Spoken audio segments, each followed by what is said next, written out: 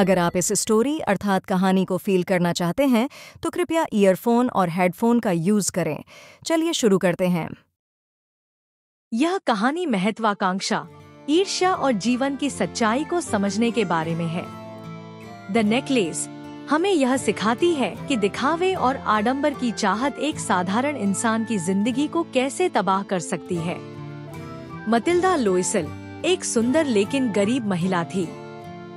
उसने एक साधारण क्लर्क मॉन्सियर लॉइजल से शादी की थी, जो शिक्षा विभाग में काम करता था। हालांकि मिस्टर लोइसल अपनी पत्नी को खुश रखने की पूरी कोशिश करता था, लेकिन मटिल्डा हमेशा अपने जीवन से असंतुष्ट रहती थी। उसे लगता था कि वह एक बेहतर, विलासितापूर्ण जीवन की हकदार है। मटिल्डा को सुंदर गहने, महंगे कपड़े और उच्च वर्ग की जिंदगी की चाहत थी। जब वह अपनी साधारण जिंदगी देखती, तो उसे लगता कि वह गलत जगह पर है। एक दिन मिस्टर लोइसल एक विशेष निमंत्रण लेकर घर आए। यह निमंत्रण शिक्षा विभाग के उच्च अधिकारियों द्वारा आयोजित एक शानदार पार्टी का था।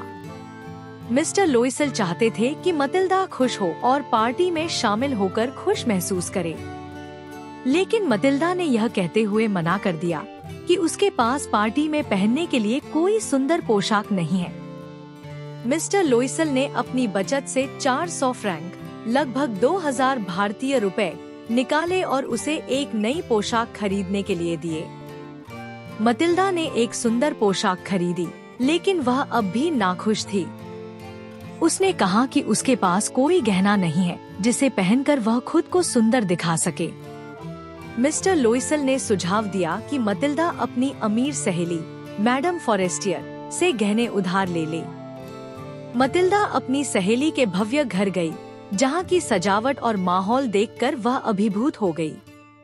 मैडम फॉरेस्टियर ने खुशी खुशी अपनी ज्वेलरी का बॉक्स उसके सामने रखा। मटिल्डा ने बड़ी सावधानी और लालसा के साथ उसमें से गहने देखे। अंततः उसने एक सुंदर हीरे का हार चुना, जो बेशकीमती और अत्यंत आकर्षक था। उस हार को पहनकर मटिल्डा ने पहली बार खुद को न केवल अमीर बल्कि एक उच्च वर्गीय महिला की तरह महसूस किया। यह अनुभव उसके जीवन का एक नया अध्याय था, जिसने उसे कुछ समय के लिए उसकी असलियत से दूर कर दिया। पार्टी में मटिल्डा ने अपनी सुंदरता और व्यक्तित्व से सबका ध्यान अपनी ओर खींच लिया। उसकी पोशाक और गहनों की चमक के साथ साथ उसका आत्मविश्वास भी चारों ओर प्रशंसा का केंद्र बन गया। हर कोई उसकी प्रशंसा कर रहा था और उसे लग रहा था कि वह किसी रानी से कम नहीं है। पुरुष उसके साथ नृत्य करने के लिए आतुर थे और महिलाएं उसकी सुंदरता को देखकर हैरान थी। यह पार्टी मटिल्डा के जीवन का ऐसा अवसर था जिसने उसे न केवल सम्मानित बल्कि बेहद खास महसूस कराया। जब वह पार्टी से लौटी तो उसकी आंखों में संतोष और खुशी की चमक थी। उसे लगा जैसे उसने अपनी जिंदगी के सबसे यादगार और गौरवशाली पल जी लिए हों। घर लौटने पर मटिल्डा ने पाया कि वह हार उसके गले से गायब हो गया है। उसकी सांसें तेज हो गई और वह घबराहट में बार बार अपने कपड़े और आसपास की जगह को टटोलती रही। मिस्टर लोइसल, जो अपनी पत्नी की घबराहट देखकर चिंतित हो गए थे, तुरंत खोज में जुट गए। दोनों ने उस रात शहर की गलियों, टैक्सी स्टैंड और हर उस जगह पर जाकर तलाश की जहां से वे गुजरे थे।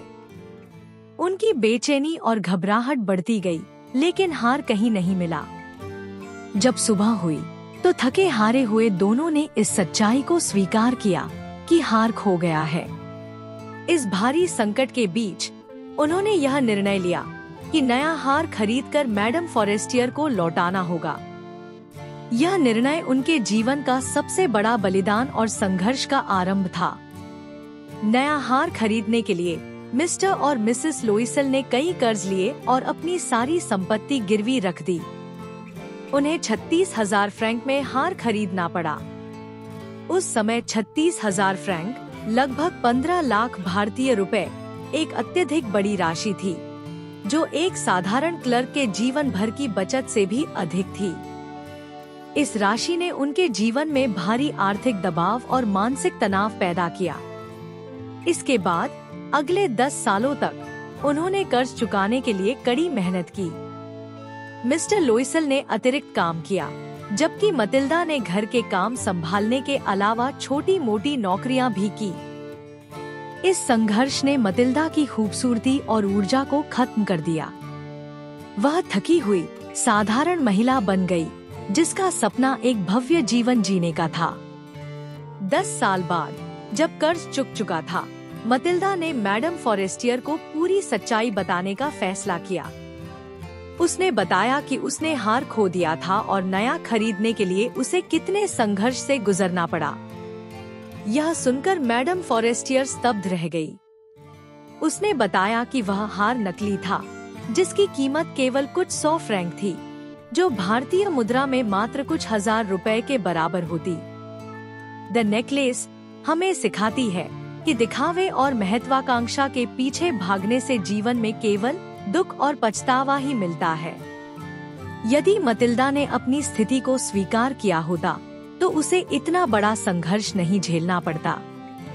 यह कहानी यह भी सिखाती है कि जीवन में ईमानदारी और सादगी का महत्व अधिक है।